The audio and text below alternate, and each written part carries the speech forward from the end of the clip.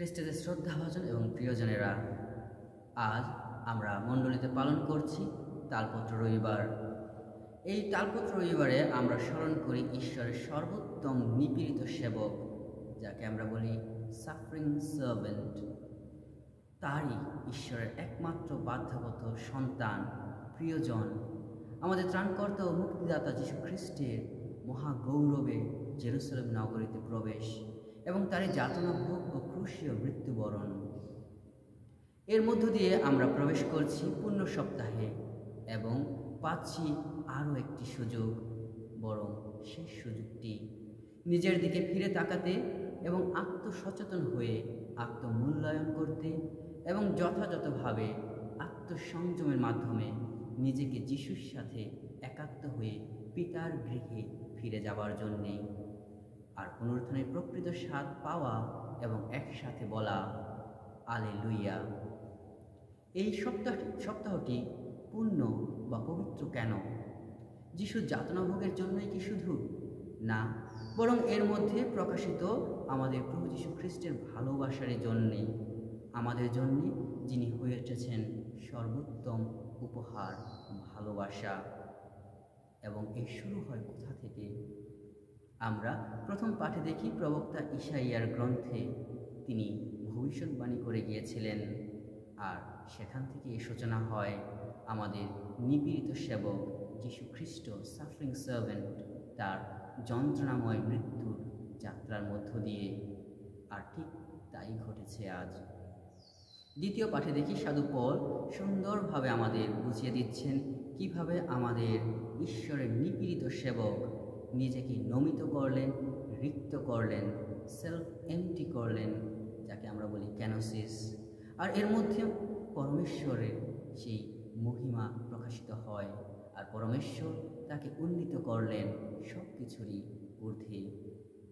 আর তাই আজ আমরাও তেমনিভাবে নিপীড়িত, নম্র ও আত্মত্যাগী সেবক হওয়ার জন্য আহ্বান পাচ্ছি। আমরা কি প্রস্তুত?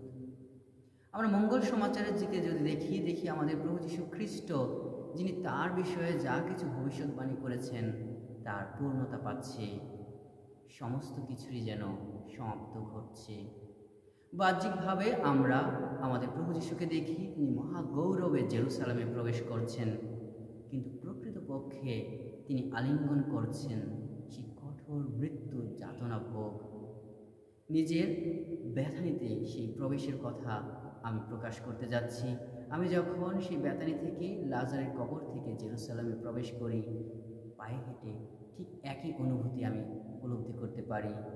অন্তরে ছিল মহাগৌরবের আনন্দ যে আমি সেই জেরুসালেমে প্রবেশ করতে যাচ্ছি, কিন্তু আবার তার মধ্যে ছিল সেই যিশুর যাতনা ভোগ, যিশুর সেই জেরুসালেমে প্রবেশের মধ্যে ভিতরে যে অন্তরে আবেগ অনুভূতি কাজ করছিল সেটিও। তাই আমরা এই মহাগৌরবে প্রবেশের মধ্যে যিশুর ভেতরের অনুভূতি তা স্পর্শ করতে চেষ্টা করি এবং তা অনুভব করি এবং আমাদের মধ্যে অনুধ্যান করি। আর যিশু আমাদের হৃদয় জেরুসালেমে প্রবেশ করতে চাচ্ছেন। আমরা কি যিশুকে আমাদের হৃদয় জেরুসালেমে প্রবেশের জন্য স্বাগত জানানোর জন্য প্রস্তুত আছি?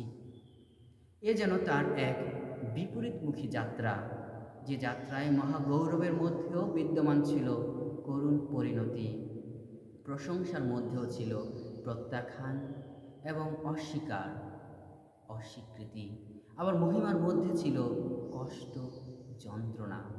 তাহলে আমরা আমাদের বিশ্বাসের জীবনের দিকে তাকাই, আমরা কোথায় আছি?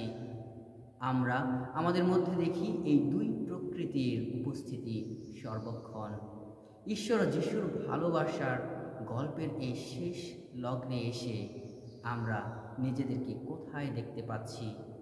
আমরা যিশুর জন্য, অন্য ভাই মানুষের জন্য ঝুঁকি বা চ্যালেঞ্জ নিয়ে তাদের সাথে হাঁটতে প্রস্তুত আছি কি? যিশুর ক্রুশ ও যিশুকে বহন করতে প্রস্তুত আছি কি? সে গাধার মতো যা ছিল নম্র ও পবিত্র, যিশুকে বহন করার জন্য পূর্ণভাবে কি আমরা উপযুক্ত অবস্থায় আছি? আজ এখনই আমরা এই সময় নিজেদের মধ্যে দেখি সেই পাপী সত্তা, স্বার্থপরতা এবং সকল মন্দতার মৃত্যু ঘটিয়ে আমরা কি যিশুর সাথে নিজেদের উন্নীত করতে প্রস্তুত আছি? অন্ততপক্ষে আমরা আর কোথাও না যেতে পারি, সে গাধার মতো যিশুকে নম্র অন্তঃকরণে গ্রহণ, ধারণ ও বহন করি, প্রবেশ করে জেরুসালেমের নগরীতে এবং তার সাথে সে যাতনা ভোগ ও মৃত্যুবরণ এবং তার পুনরুত্থানের স্বাদ লাভ করতে। ঈশ্বর আমাদের সেই আশীর্বাদ দান করুন যেন আমরা যিশুর সাথে সর্বদা সজাগ থাকি, তার সাথে সেই একই অনুভূতির মধ্যে প্রবেশ করতে পারি। ঈশ্বর আমাদের সকলকে সেই আশীর্বাদ দান করুন।